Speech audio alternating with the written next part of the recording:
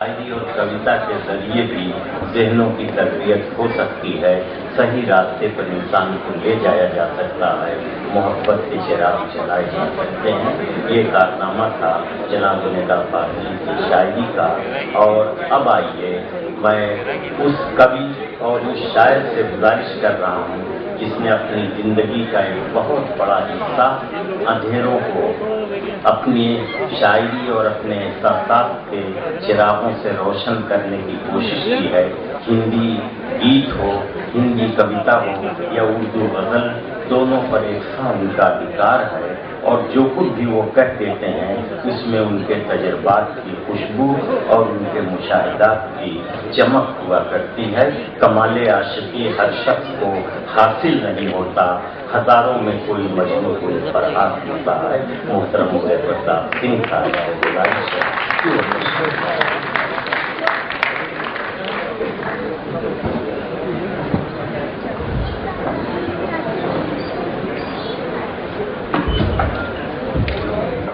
मैं जो कुछ कहूंगा कविता में कि हिंदी उर्दू साथ रही आजादी की कुर्बानी में, हिंदी उर्दू साथ रही आजादी की कुर्बानी में, अशफाकुल्लाह भगत सिंह ने जोड़े पृष्ठ कहानी में, वतन शमा के परवाने जलते थे भरी जवानी में, तब अंग्रेज गया भारत से आग लगाकर पानी में।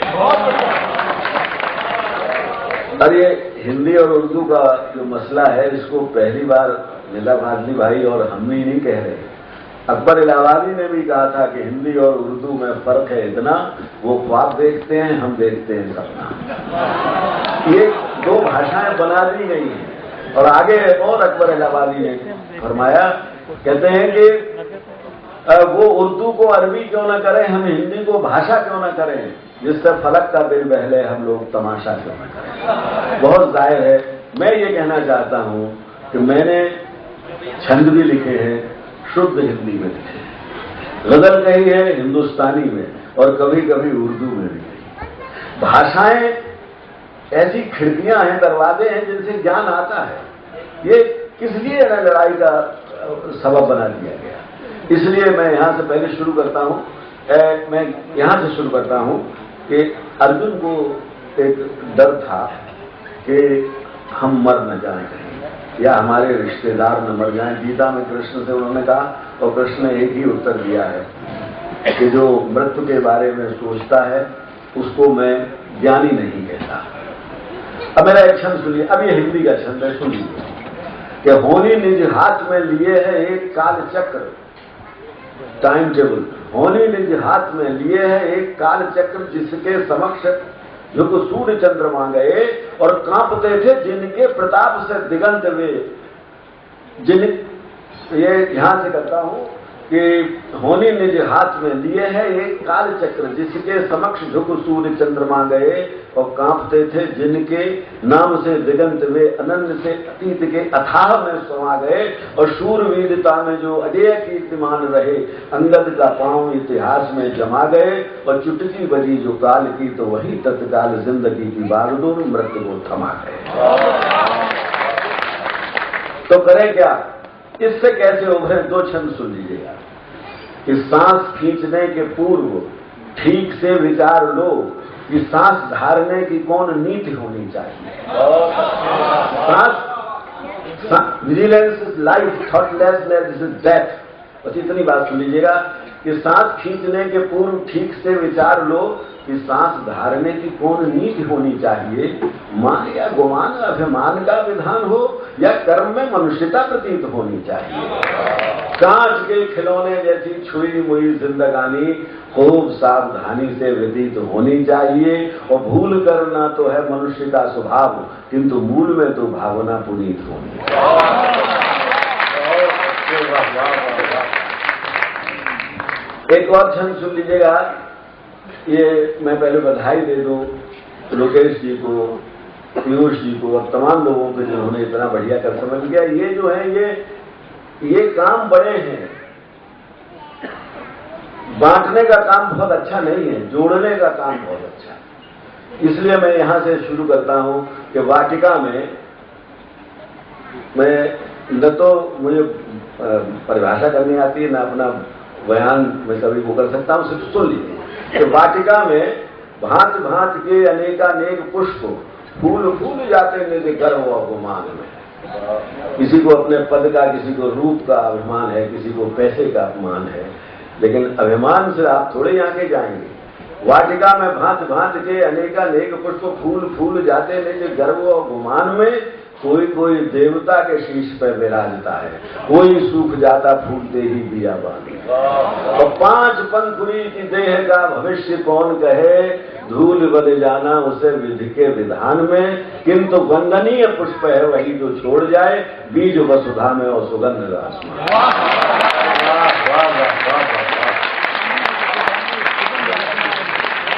वाटिका में भांत भांत के अनेकानेक पुष्प फूल फूल जाते निज गर्व और गुमान में। कोई कोई देवता के शीश पर विराजता है, कोई सूख जाता फूलते ही बियाबान में। 5 पंखुड़ी की देह का भविष्य कौन कहे, धूल बन जाना इसे विधि के विधान में। किंतु वंदनीय पुष्प है वही जो छोड़ जाए, बीज वसुधा में और सुगंध आसमान में। अब दशहरा आ रही है, थोड़ा सा हम वो भी स्मरण करते चले।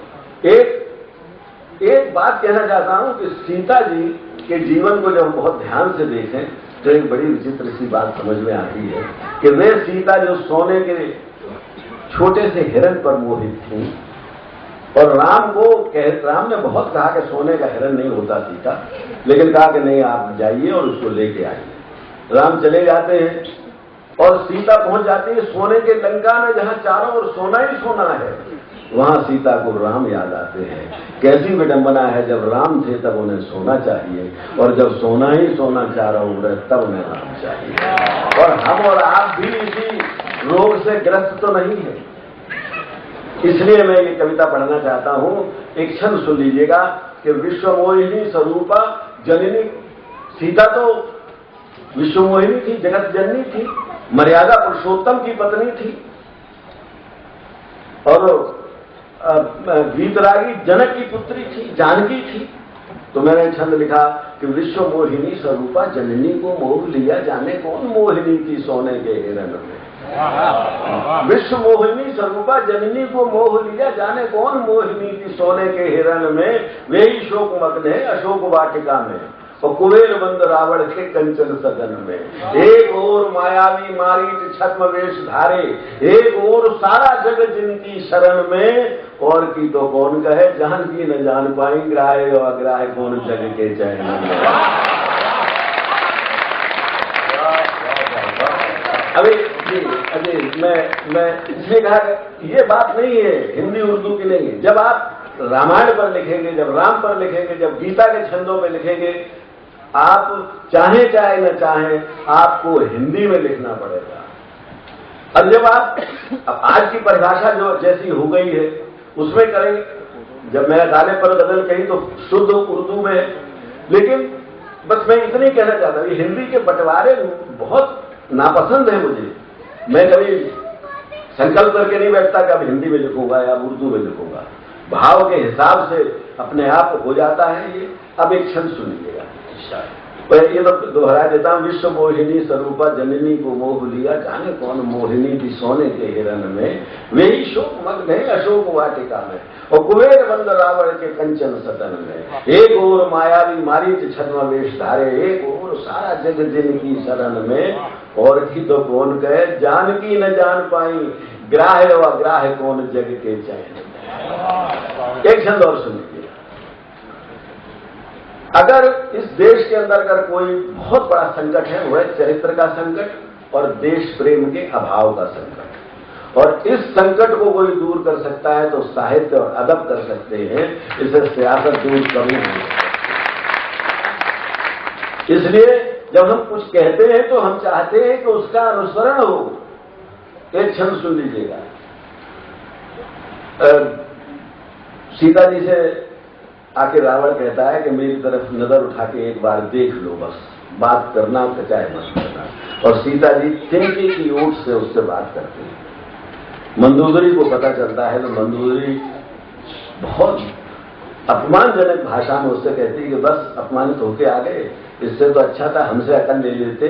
जैसे मारीच को हिरण बनाया था, ऐसे ही तुम राम बन के जाते तो शायद सीता जी ये समझती कि राम आ गए हैं और उनकी दृष्टि ऊपर उठ जाती और तुम्हारी बिना मांगे इच्छा पूरी हो जाती। तो रावण ने कहा कि तुझसे ज्यादा 10 गुनी अकल है, मेरे 10 शीश है। अब एक छंद सुन लीजिएगा। व्यंग मंदोदरी ने किया एक रावण पे, आप जैसी जो मैं प्रेम अग्नि में सुलगती। व्यंग मंदोदरी ने किया एक रावण पे, आप जैसी जो मैं प्रेम अग्नि में सुलगती। मायावी स्वरूप ठीक राम जैसा धार लेती, देखे कैसे जानकी की प्रीत न उमगती। बोला 10 शीश ये भी चाल चल देख चुका, ठगनी कुचाल मेरी मुझको ही ठगती। और जब जब राम का स्वरूप धारता हूं तो पराई हर नार मुझे जननी से लगती।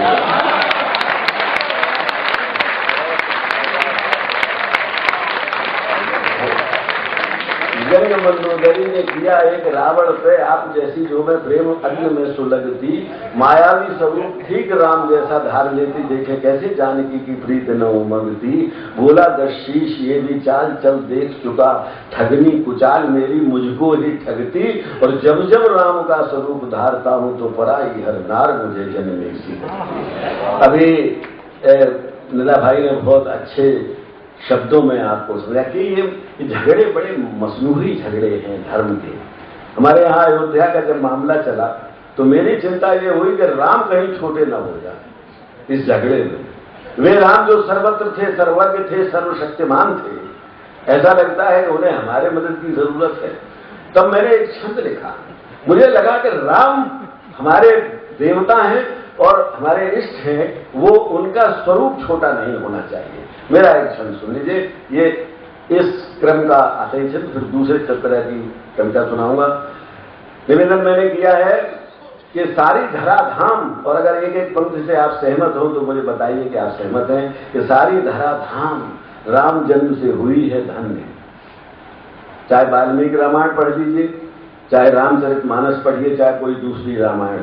जब राम का जन्म हुआ तो पूरी धरती पर देवताओं ने पुष्प वर्षा की, अकेले फैजाबाद और अयोध्या पे नहीं, पूरी धरती पर। इसका मतलब जब राम जन्म हुआ तो पूरी धरती धन्य हुई। यही से मैं पंक्ति कहता हूं कि सारी धरा धाम राम जन्म से हुई है धन्य। निर्विवाद सत्य को विवाद से निकालिए और रोम रोम में रमे हुए हैं विश्वव्यापी राम। राम का महत्व एक व्रत में न डालिए, राम का महत्व एक व्रत में न डालिए। और वसुधा कुटुंब के समान देखते रहे जो, रीछ बानरों तक को गले लगाया कि वसुधा कुटुंब के समान देखते रहे जो, ये घृणा के सर्प आस्तीन में न पालिए। राम जन्मभूमि को तो राम ही संभाल लेंगे, हो सके तो आप मातृभूमि को संभालिए।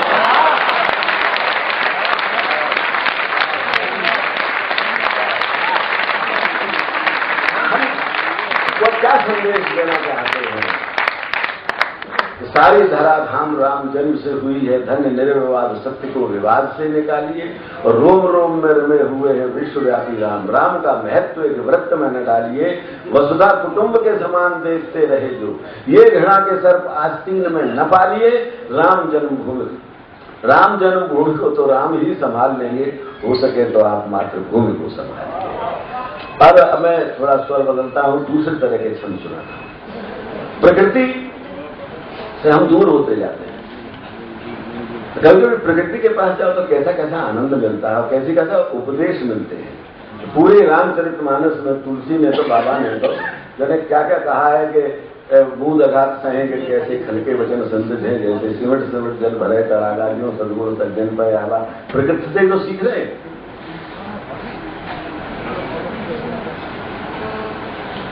मैंने भी प्रकृति से एक दिन सीखा, पर हमें और बाबा में जितना अंतर है उतना ही हमारी कविता उनसे छोटी है। लेकिन ये सुन लीजिए कि एक रम्य वाटिका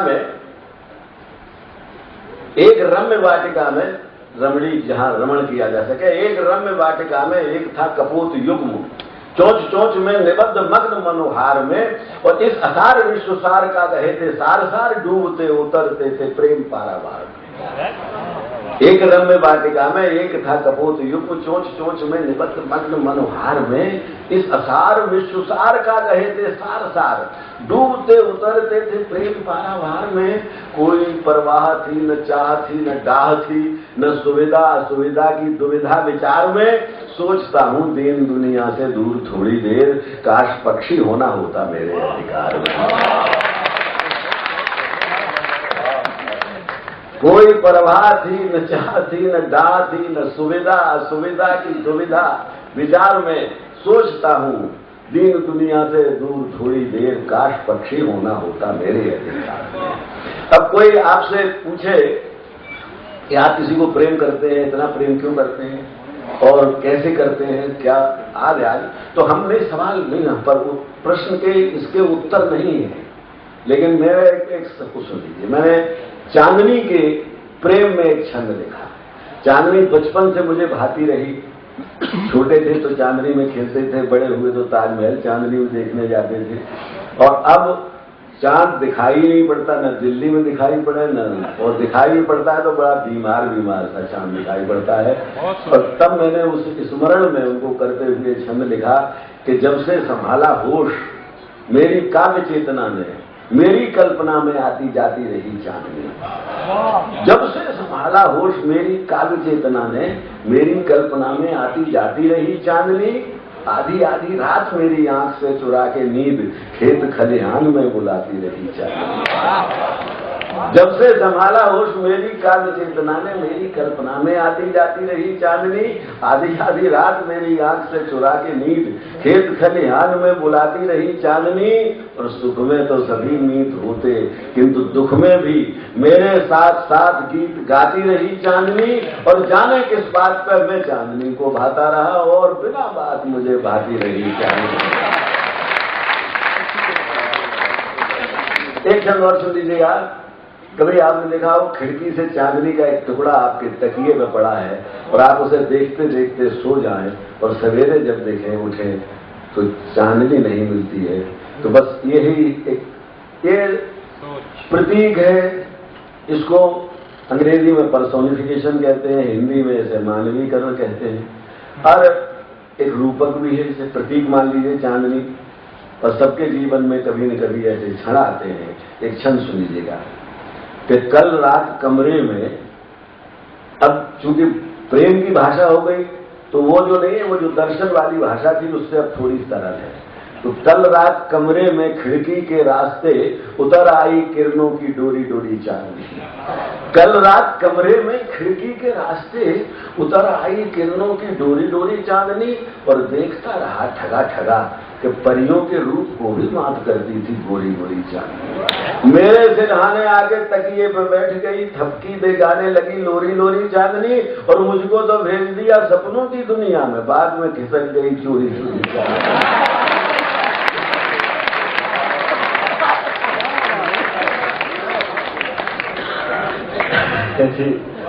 कल रात कमरे में खिड़की के रास्ते उतर आई किरणों की डोरी डोरी चांदनी। और देखता रहा ठगा ठगा कि परियों के रूप को भी मात करती थी गोरी गोरी चांदनी। मेरे सिरहाने आके तकिए पे बैठ गई, थपकी दे गाने लगी लोरी लोरी चांदनी। और मुझको तो भेज दिया सपनों की दुनिया में, बाद में खिसक गई चोरी चोरी चांदनी। और एक छंद और चांदनी को सुन लीजिए आप कि ये सांग रूपक है पूरे का पूरा। और पर्सोनिफिकेशन तो मानवीकरण तो है ही कि नीली नीली, जैसे एक दुल्हन की कल्पना करिए, उसका तस्वुर करिए। और वो जो दुल्हन क्या क्या काम करती है, वो नीली नीली चूनरी में हीरे हीरे ताकती है, आईने में झील के संवरती है चांदनी। नीली नीली चूनरी में हीरे हीरे ताकती है, आईने में झील के संवरती है चांदनी। और यामिनी में अबुनी की फूल फूल सेज पर नायका सी नभ से उतरती है चांदनी।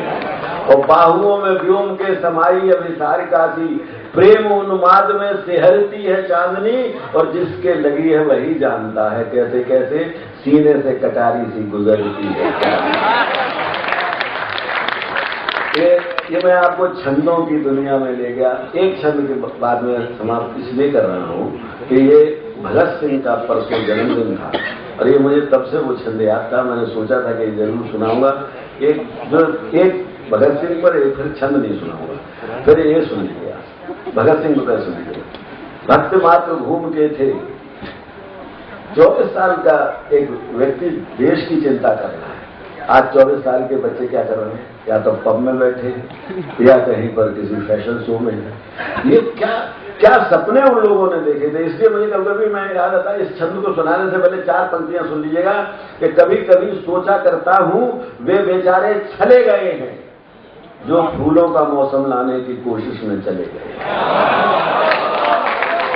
हम सब याद करते हैं चंद्रशेखर भगत सिंह को।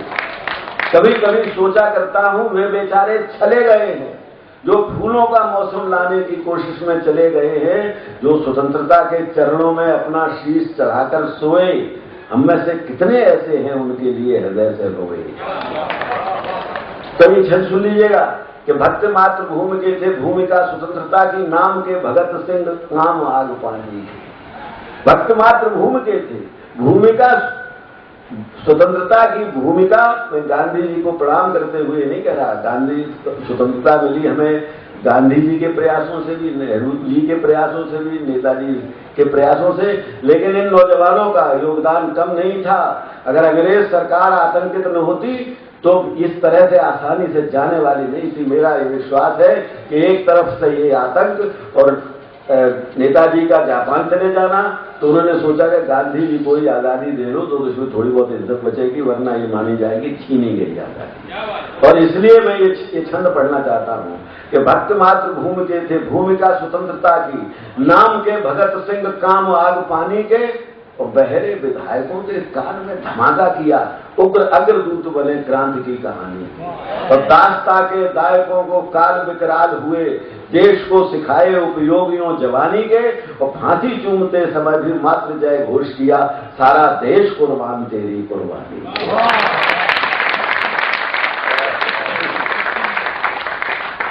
और एक क्योंकि उसका जोड़ा है चंद्रशेखर की एक तस्वीर आप याद करिए। मैं चंद्रशेखर के गांव बदरका से गुजर रहा था, उनकी वहां मूर्ति देखी, वहीं खड़े होकर मैंने एक छंद लिखा और आप तक पहुंचा रहा हूं। बदरका की तरफ से सारे देश को प्रणाम मैंने किया कि डंक सी निशंक मूछ सोहती मयंक मुख के हरि की कट वादे केसरी न रखा। चंद्रशेखर की मूर्ति का याद करो, फिर सुनिए कि डंक सी निशंक मूछ सोहती मयंक मुख के हरि की कट वादे केसरी अंगर खा, और ब्रश इस कंध पे गले निर्द्वंद फिरे, मुख मुख चूम के अचूक माउजर का। और प्रतिमा परेख चंद्रशेखर की भान हुआ, नाहरों में पहली बार रूप देखा नर का, और लाज मात्र भूमि की बचाई तेरे लाडले ने, तुझको बदर का प्रणाम दे दिया।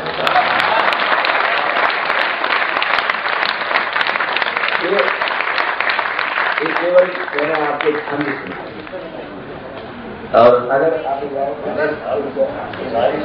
नहीं एक कविता सुना के मैं अपना स्थान लेता हूं। आज गजल नहीं सुना। अच्छा, गजल सुना पर पहले मेरी कविता सुनो, या गजल सुनो पर कविता सुनो। ये कविता है फूल और कली की बातचीत।